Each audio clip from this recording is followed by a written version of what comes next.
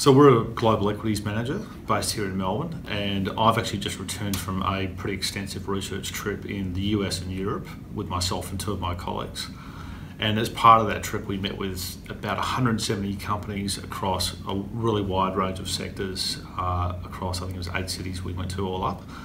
And there was a couple of key objectives behind the trip. One of them was to really focus on what we call small and mid-cap companies globally. Now that's got a very different definition to what you have in Australia. So that's roughly 1 to 30 billion market cap. We find a lot of really good ideas in that space. So that was really part of the focus, was to build up our artillery of investment ideas.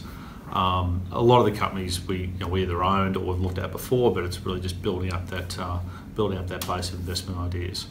A couple of the key takeaways would be, first of all, we are finding much better opportunities in that small mid-cap space. We're finding companies that they're less picked over by investors and by brokers. They're typically in a much earlier stage of their growth progression, and they're less crowded. And that brings me on to the next point, which is one of the themes that we've seen is more and more crowding amongst very large cap companies, especially in the tech space. We're finding crowding from not only growth investors but also passive investments.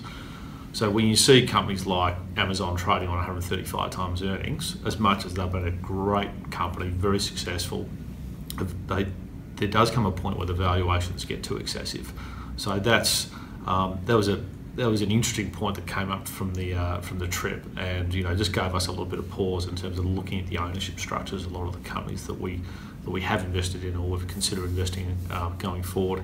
I think valuations as a whole, we're finding in the small mid-cap space, again, pretty good. They haven't expanded nearly as much at the mega cap end, so we're finding better opportunities there. And I think where we are in the market, we're 8 years into a rampant bull market, we're finding that valuation you really need to be quite cautious on. So that's where we've been rotating into and spending more of our research time on those small and mid-cap stocks. I think another couple of key points that came up would be the idea of disruption really continuing to spread. So up until now, a lot of the discussion around disruption has been around the likes of what Amazon's been doing to the retail sector, what Uber's been doing in transport, but it's now starting to spread into some of the bigger global staples companies that have previously been considered almost untouchable. So we had a really interesting meeting with the management of Procter & Gamble in Cincinnati, and a really interesting point that they brought up was that they've had to take a 12% price cut on Gillette, on their Gillette products, which is quite staggering, given that Gillette was for many years considered to be this impenetrable franchise, that in the period of 4 or 5 years, the likes of Dollar Shave Club have come up out of nowhere and taken huge market share and put huge pricing pressure on the likes of Gillette. So again, it's the idea that the disruption is sort of creeping under the doors of some companies that I think a lot of us thought were previously untouchable.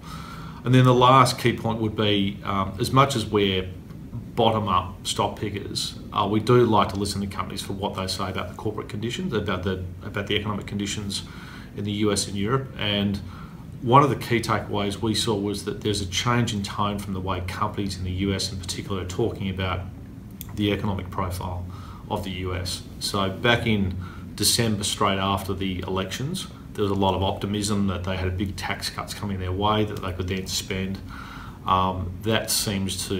That optimism seems to have abated quite a bit, and for obvious reasons. There's obviously a very toxic political environment in the US, which has given them some pause. So I think our takeaway from that is that the market is pricing in a slightly more optimistic outcome economically than is reality.